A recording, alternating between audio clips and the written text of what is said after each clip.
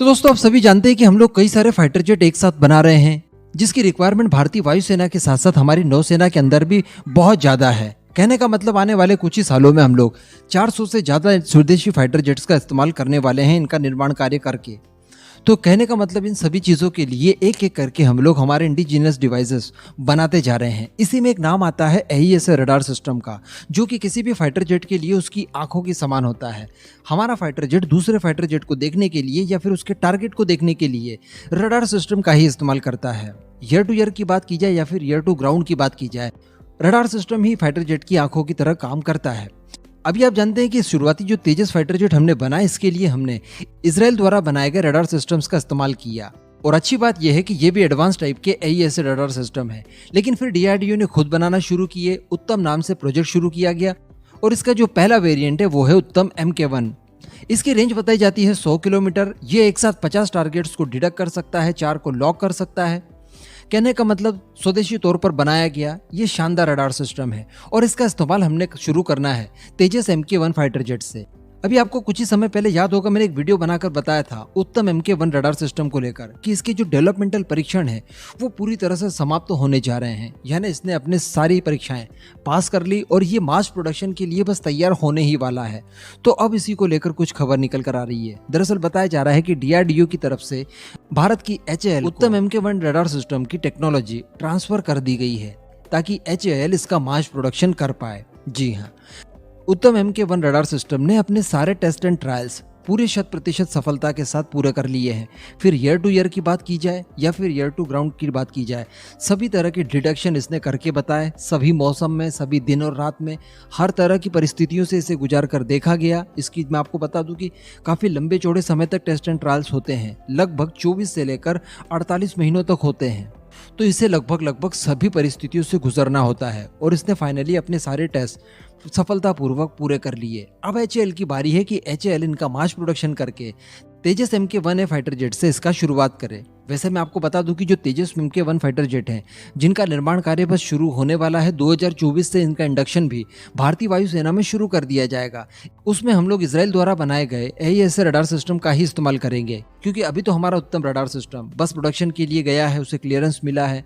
तो अभी कुछ और समय लगेगा जब जाकर ये बनकर पूरी तरह से तैयार होंगे।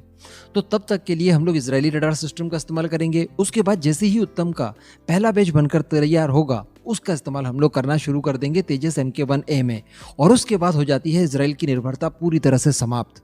सोर्सेस के द्वारा बताया जा रहा है, आपने आर्टिकल भी देखा होगा स्क्रीन पर, 26 अगस्त को DRDO की तरफ से HAL को इसकी टेक्नोलॉजी ट्रांसफर कर दी गई है। वैसे मैं आपको बता दूं कि उत्तम MK1 रडार ये कोई पहला रडार सिस्टम नहीं है DRDO द्वारा बनाया जाने वाला।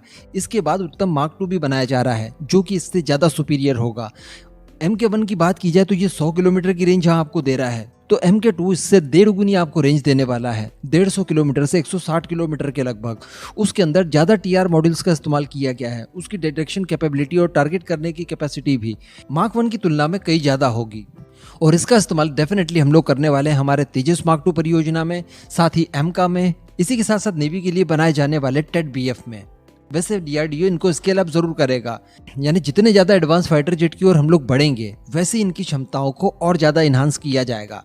इसी के साथ साथ बताया जा रहा है, और शायद मैंने ये भी आपको पहले खबर दी थी कि SU-30 MKI जिसे हम लोग अपग्रेड कर रहे हैं सुपर सुखोई प्रोग्राम के तहत, उसके लिए भी उत्तम रडार सिस्टम का ही इस्तेमाल बताया जा रहा है कि किया जाने वाला है। इसके लिए स्पेशल उत्तम का एक बहुत ही ज्यादा स्केल अप प्रोग्राम शुरू किया जाएगा। यानी फिलहाल जो DRDO के द्वारा उत्तम रडार सिस्टम बनाए गए हैं, इनकी तुलना में वो कई ज्यादा सुपीरियर होगा। उसका इस्तेमाल फिर हमारी सुखोई 30 MKI की पूरी फ्लीट में किया जाना है।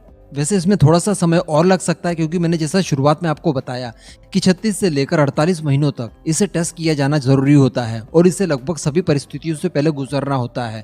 तब जाकर ये कहीं फाइटर जेट के अंदर इंटीग्रेट करके उसके इस्तेमाल के लायक ये बनता है, क्योंकि हम सभी जानते हैं कि फाइटर जेट की ये आंखें होती है और आंखों के मामले में बिल्कुल भी सैक्रिफाई नहीं किया जा सकता। सारा कुछ दारोमदार होता है इसी रडार सिस्टम के ऊपर, तो इसलिए इसकी टेस्टिंग काफी लंबे चौड़े समय तक की जाती है।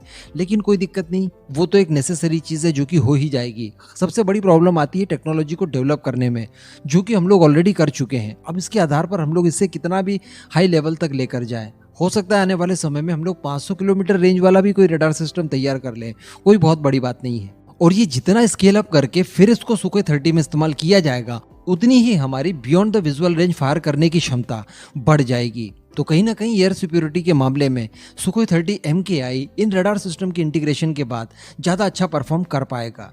तो यही थी खबर जो मैंने आपको बतानी थी। इस पूरे मुद्दे पर आपका क्या मानना है, नीचे कमेंट करके जरूर बताइएगा।